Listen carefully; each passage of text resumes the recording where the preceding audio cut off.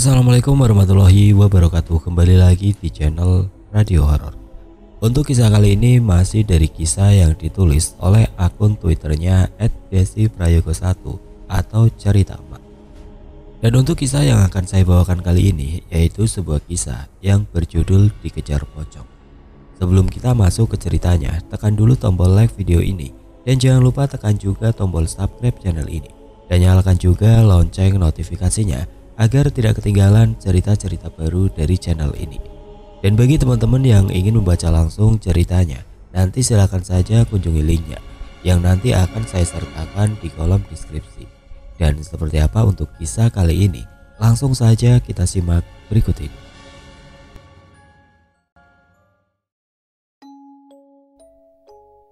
Pengalaman horor kali ini datang dari narasumber yang bernama Mas Burhan.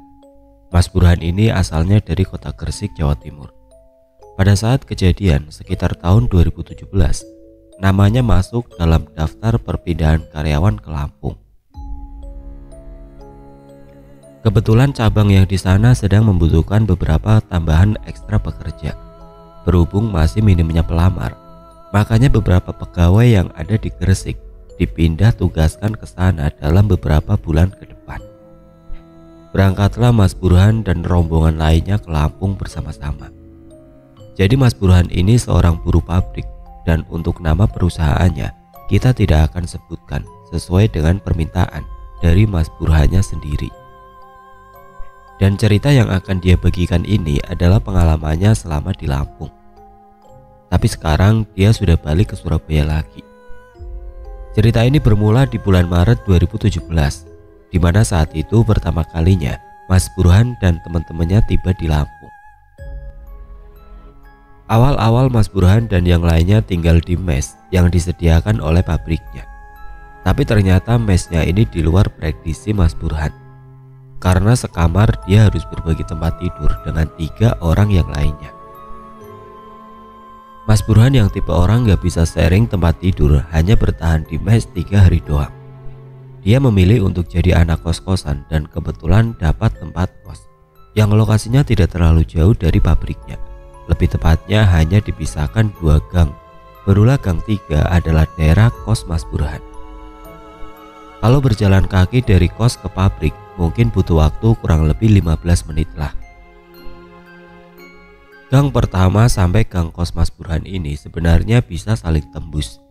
Jadi ada gang kecil yang menghubungkan ketiga gang tersebut.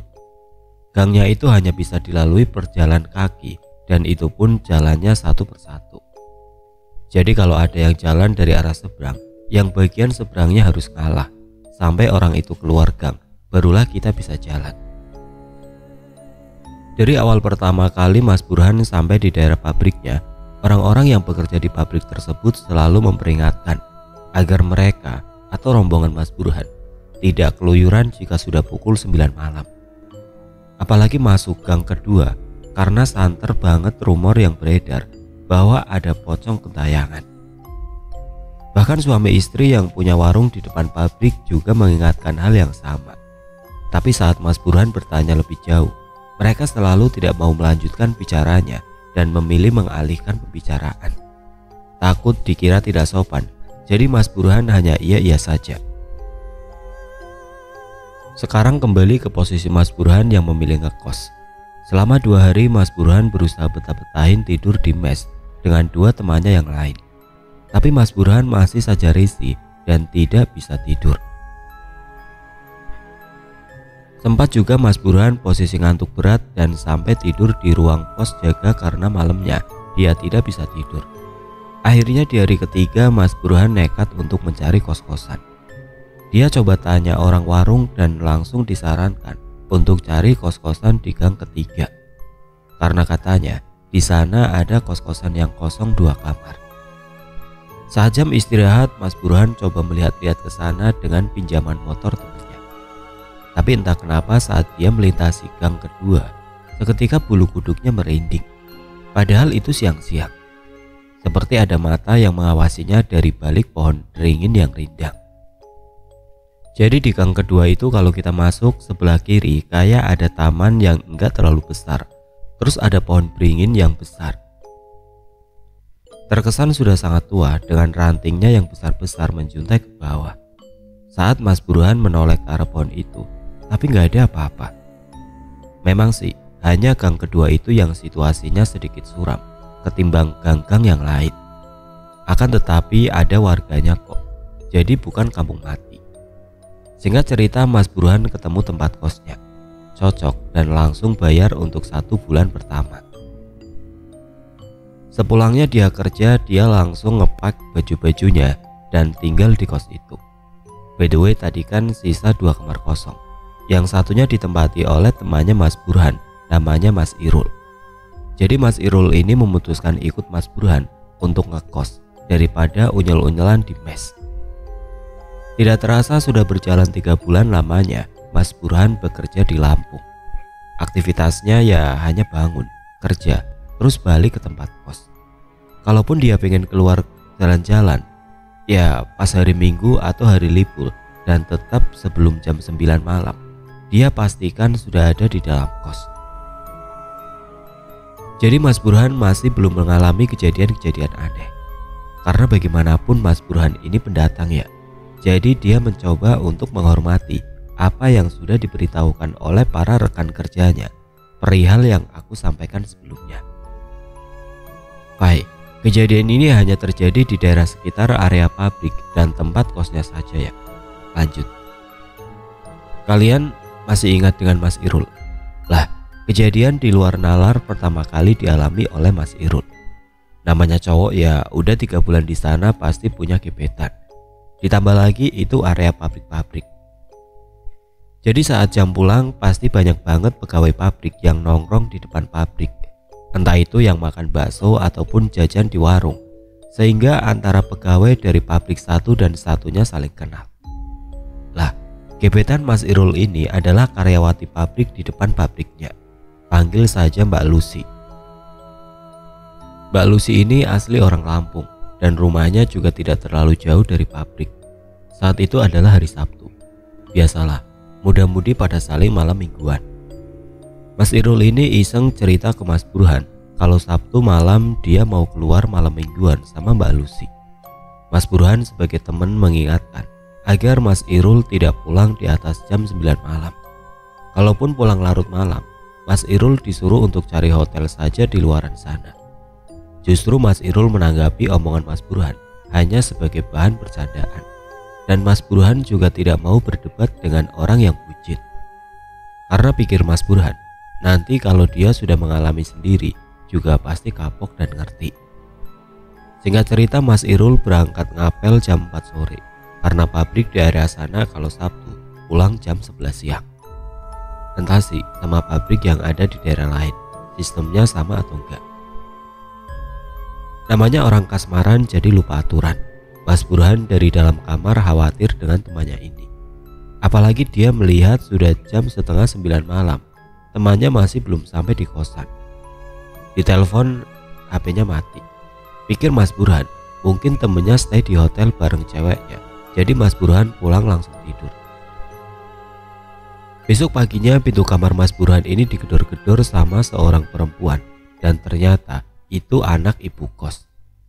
Anak ibu kos ini bilang, "Bang, temanmu ditemukan warga tidur di tepi kali, tapi saat dibangunkan, dia seperti linglung. Coba abang tengok ke sana." Mas Burhan yang kondisinya baru bangun langsung menghampiri ke tempat kejadian dengan anak ibu kos. Dan dugaan Mas Burhan benar, ternyata itu Mas Irul. Di situ Mas Irul terlihat menggigil dan berkali-kali bilang, "Maleo," yang artinya pergio. Tapi nggak tahu Mas Irul ini ngomong sama siapa. Melihat tingkah laku Mas Irul yang makin lama makin aneh dan nggak berhenti bicara tidak jelas. Akhirnya Mas Burhan menampar Mas Irul. Barulah Mas Irul tersadar dan menangis sambil memeluk Mas Burhan. Lalu ada warga yang datang membawakan teh hangat dan Mas Irul pun mulai bercerita. Semalam dia lupa akan aturan yang ada. Dia pulang pukul setengah 10 malam gara-gara ban motornya sempat pecah. Jadi dia harus ganti bannya terlebih dahulu. Bukan motornya sih, tapi motor satpam pabrik tempat kerjanya yang dia pinjam untuk ngedate sama gebetannya. Setelah ganti ban, Mas Irul ini ragu untuk balik ke kos dan mau tidur di rumah teman kerjanya yang kebetulan rumahnya tidak jauh dari tukang tambal ban itu. Tapi karena udah malam, juga Mas Irul sungkan dan memutuskan untuk ya sudahlah, bismillah balik saja ke kosan. Baru juga dia mau belok ke area pabrik tersebut. Dari kejauhan Mas Irul melihat sosok pocong dengan wajah hitam yang melompat maju mundur. Lalu kain kafannya seperti ada bekas cambukan dan ada darah keringnya. Mas Irul berniat putar balik, tapi bingung mau kemana juga. Dia akhirnya memberanikan diri untuk melewati pocong tersebut dengan posisi wajah menunduk ke bawah. Bahkan Mas Irul ingat banget, ketika dia melewati sosok pocong tersebut, aroma hangus bercampur amis yang tercium di hidungnya. Lalu cuaca mendadak dingin dan dia tidak berani melihat wajah pocong tersebut. Dia iseng lihat ke spion motornya, ternyata pocongnya sudah hilang. Akan tetapi pindah ke jok belakang motornya. Ya, pocong tersebut duduk dengan posisi miring sambil bilang, "Berani kamu sama aku?" Suaranya terdengar berat seperti bapak-bapak yang sudah berusia 50 tahunan. Dan tidak lama, pocong itu tertawa dengan keras sampai membuat telinga Mas Irul sakit banget. Entah kenapa tiba-tiba setir motornya gerak sendiri masuk ke gang kedua yang ada pohon beringinya. Dan motornya yang tidak bisa dia kendalikan tersebut akhirnya menabrak pohon beringin itu. Lalu seketika Mas Irul tidak ingat apa-apa. Tiba-tiba dia seperti dibangunkan oleh seseorang dan tahu-tahu sudah di pinggir kali dengan dikerumuni warga sekitar. Untungnya motornya tidak apa-apa dan anehnya tidak ada bagian yang pesok sama sekali. Sejak kejadian itu Mas Irul tidak pernah keluar sampai malam lagi dan pacarnya juga hanya ketemu pas jam istirahat dan jam pulang pabrik saja. Itu kejadian pertama yang dialami oleh Mas Irul saat sudah 3 bulan stay di sana. Sekarang kita masuk ke pengalaman pribadi yang dialami oleh Mas Burhan. Tidak terasa sudah setengah tahun mereka stay di sana dan semua berjalan baik-baik saja. Ya, itu bulan ke-6 Mas Burhan dan rombongan bekerja di cabang pabrik yang ada di Lampung. Waktu itu kebetulan ada perbaikan jalan. Maklum, banyak truk-truk besar yang lalu lalang sehingga mengakibatkan jalanan menjadi berlubang dan tidak beraturan. Makanya diadakan perbaikan, otomatis ada penutupan jalan. Dan kebetulan saat itu yang mendapat giliran perbaikan adalah luas jalan yang ada di depan gang kedua. Sehingga Mas Burhan dan Mas Irul kalau mau ke tempat kos harus melewati lompongan gang penghubung dari gang pertama lalu ke gang kedua sampai barulah masuk ke area gang ketiga. Begitu pula dengan karyawan-karyawan lain yang lokasi pabriknya ada di sebelah gang ketiga. Juga harus melewati rute demikian, tapi sepeda motor harus diparkir di depan. Jadi saat perbaikan berlangsung, tiba-tiba ada parkiran mendadak yang dibuat warga sekitar. Sempat membuat peluang kerjaan dadakan. 1 minggu Mas Burhan dan Mas Irul lalui dan tidak ada apa-apa karena mereka selalu pulang kerja jam 4 sore. Jadi masih ramai warga yang berlalu lalang. Akan tetapi di suatu hari Mas Burhan diwajibkan untuk lembur, sedangkan Mas Irul tidak. Hari pertama lembur Mas Burhan sudah khawatir karena jam lemburnya itu sampai pukul 11 malam. Dia sempat berpikir apa iya dia harus tidur di mes saja. Tapi dia juga risih dengan situasi mes setiap harinya. Ditambah lagi informasi yang didapatnya bahwa dia harus lembur dengan jam kerja yang sama sampai 1 bulan lamanya. Kata Mas Burhan, "Bisa stres aku mak kalau sampai tidur di mes." Cerobohnya dia lupa bawa seragam ganti buat besoknya karena seragam yang dia pakai saat itu sudah kotor dan bau. Mau tidak mau dia harus pulang ke kos daripada harus mengurangi poin. Baik, di pabrik tempat kerja Mas Burhan ini juga ada penilaian dari segi pakaian. Kalau pakaian kotor atau bau harus segera ganti, atau kalau tidak bisa mengurangi poin.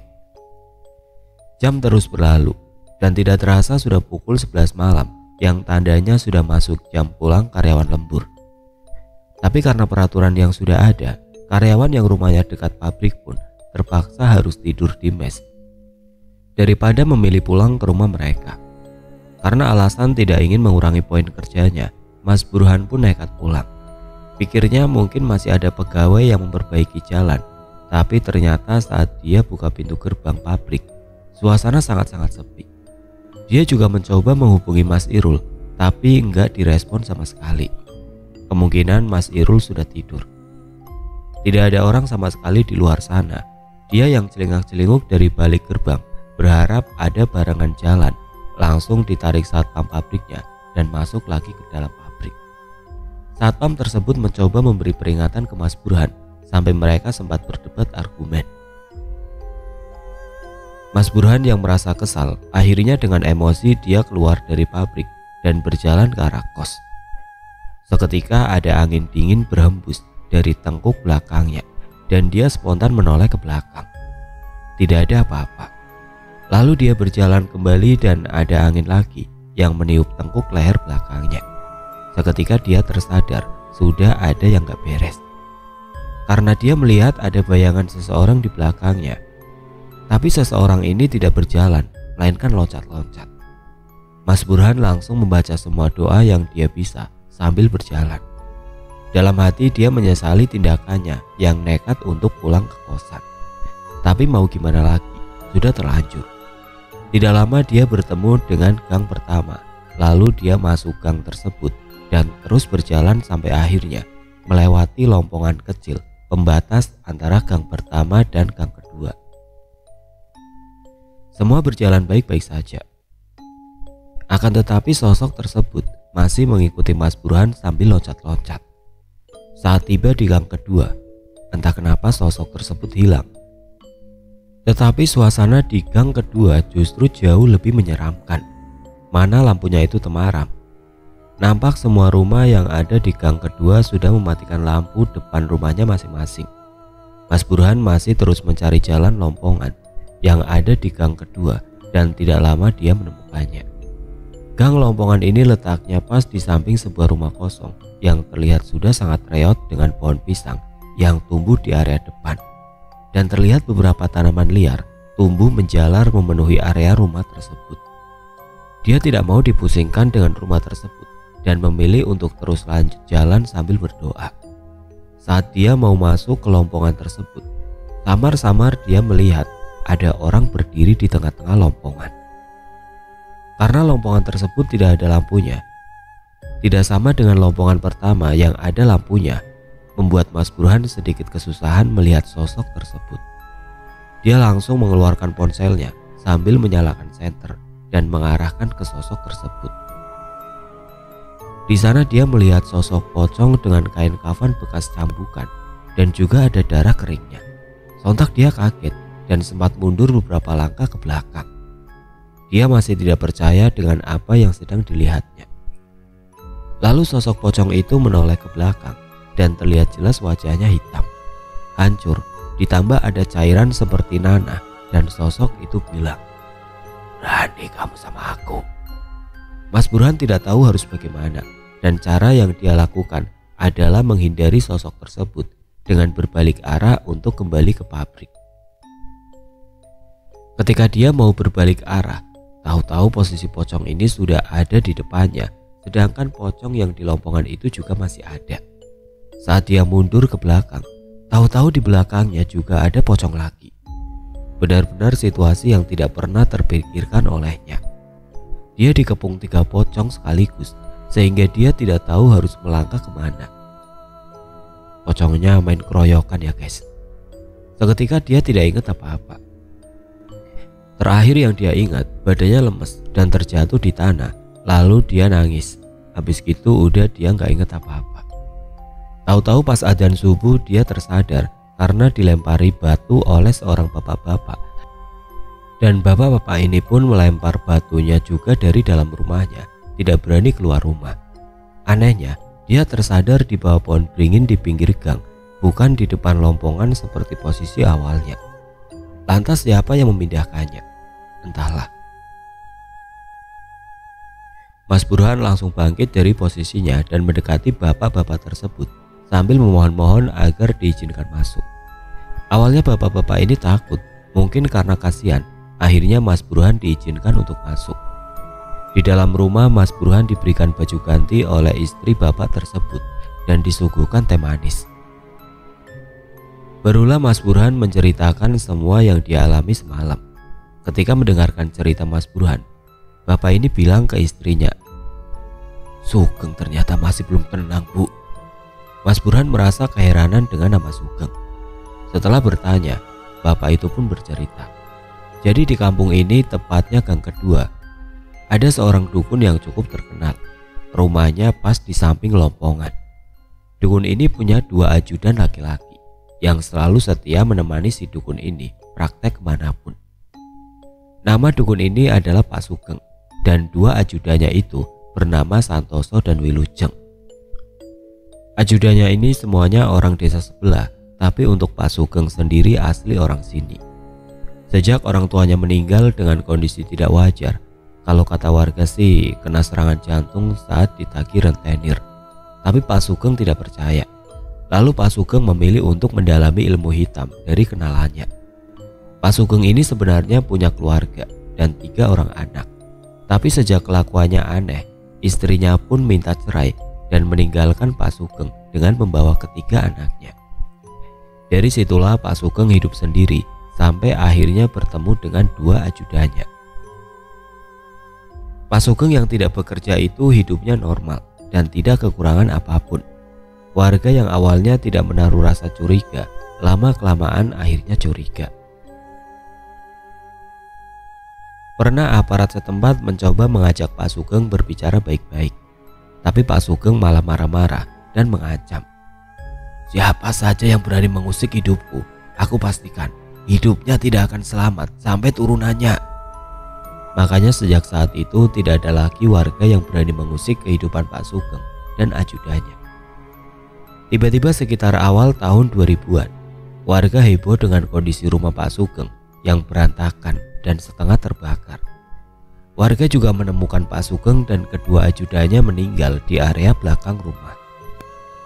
Anehnya, mereka bertiga tidak ditemukan dengan kondisi terbakar sepenuhnya, hanya bagian wajahnya saja, sedangkan tubuhnya penuh dengan luka cambuk yang sampai mengeluarkan darah dan merobek kulitnya hingga terlihat dagingnya. Padahal bagian ruangan ditemukan ketiga jenazah tersebut hampir habis dilahap api dengan hangus di mana-mana. Tapi jenazah-jenazah ini hanya gosong di bagian wajahnya saja. Warga lalu telepon polisi dan untuk selebihnya, bapak yang bercerita ini panggil saja Pak Diki. Tidak tahu kelanjutannya karena pihak polisi memilih untuk diurus dengan pihak keluarga para korban saja. Jadi warga sama sekali tidak diberitahu mengenai apa motif dan kejadian pastinya seperti apa. Karena menurut polisi yang berhak untuk tahu hanya orang-orang yang ada hubungan keluarga dengan para korban saja. Berhubung Pak Sugeng ini anak tunggal dan tidak punya siapa-siapa di Lampung, jadi kasusnya cukup dibahas dengan anak-anaknya yang kebetulan masih stay di Lampung. Tahu-tahu rumah Pak Sugeng dibiarkan seperti itu sampai sekarang dengan dibumbui beberapa tanggapan warga sekitar. Ada yang bilang mereka dibunuh oleh iblis yang dipelihara Pak Sugeng karena lapar tidak diberi makan. Ada juga yang bilang mereka dibunuh oleh seseorang yang kecewa dengan kinerja Pak Sugeng yang tidak manjur sama sekali, atau bahkan ada yang bilang kalau mereka dibunuh oleh pesaing Pak Sugeng. Terlepas dari apapun spekulasi warga, sampai detik ini tidak ada yang bisa atau berani menenangkan arwah Pak Sugeng dan ajudannya. Pernah ada yang nyoba, tapi justru saat pulang ke rumah orang itu mengalami kecelakaan dan akibatnya harus dirawat di rumah sakit dengan 13 jahitan di punggungnya. Sejak saat itulah warga membuat peraturan jika tidak ingin bertemu dengan pocong-pocong itu. Sebelum di atas jam 9 malam, semua orang diusahakan agar sudah stay di dalam rumah dengan kondisi lampu depan rumah mati. Sedangkan sosok 3 pocong itu masih terus menghantui warga sampai saat itu. Entah sekarang masih meneror atau enggak. Karena Mas Burhan juga enggan mencari tahu. Katanya, "Untuk mengingat kejadian itu lagi rasanya aku udah ogah, Mak." Ya iyalah, siapa juga yang mau dinampakin pocongan bahkan sampai 3 di depan mata. Ya Allah, amit-amit, jangan sampai lah ya. Sesudahnya Mas Burhan diantar oleh bapak ini kembali ke kosannya, tapi setelah matahari terbit ya Wak. Mereka melewati jalan lompongan tersebut dan Mas Burhan sampai di tempat kos dengan selamat. Tapi setelah itu Mas Burhan izin seminggu enggak masuk kerja karena badannya demam tinggi, bahkan sampai opnam 3 hari 2 malam di rumah sakit. Barulah sekitar antara bulan Oktober-November 2018, Mas Burhan dan rombongan balik lagi ke Gresik dengan meninggalkan pengalaman mistis yang sudah mereka alami selama di sana. Ini saja Mas Burhan membagikan cerita ini dengan situasi selalu di samping sang istri atau di tengah-tengah kerumunan teman-teman kerjanya. Tentunya dia masih parno. Dia juga sebelumnya sudah cerita ke Mas Irul dan ternyata pocong yang dilihatnya sama persis dengan ciri-ciri pocong yang dilihat Mas Irul saat itu. Tapi Mas Irul hanya melihat 1, tidak kayak Mas Burhan yang melihat 3 sekaligus. Untuk kisah percintaan Mas Irul dan anak pabrik seberang tetap berlanjut kok. Bahkan di awal tahun 2019 mereka sudah menikah, tapi terpaksa harus LDRan. Mas Irul di Gresik, Jawa Timur, sedangkan istrinya masih di Lampung karena tidak bisa meninggalkan pekerjaannya. Karena adiknya masih kuliah, sedangkan istri Mas Irul ini adalah tulang punggung dan memiliki sifat mandiri, sehingga tidak mau menambahi beban Mas Irul. Kata istri Mas Irul sih, sosok Pak Sugeng ini masih kerap menghantui di area sekitar dan katanya sempat tertangkap CCTV pabrik. Tapi karena masalah perizinan dari pihak pabrik, video tersebut tidak bisa diminta. Akan tetapi cukup ramai dibicarakan oleh para pegawai pabrik yang ada di sana. Begitu pula dengan rumahnya, masih sama dan bahkan area belakang sudah roboh dengan sendirinya karena faktor iklim cuaca.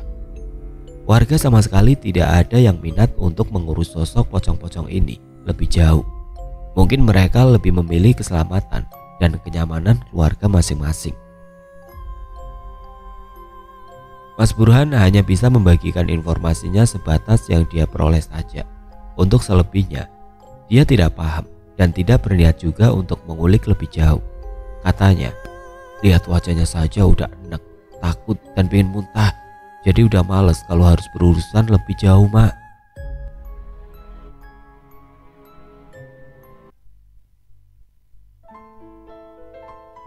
Oke teman-teman, sekian untuk cerita kali ini. Semoga apa yang sudah saya sampaikan dalam kisah ini dapat dijadikan pelajaran untuk kita semua. Dan bagi teman-teman yang baru bergabung, jangan lupa untuk like, komen, share, serta subscribe channel ini. Dan nantikan kisah-kisah horor berikutnya tetap di channel Radio Horor. Wassalamualaikum warahmatullahi wabarakatuh.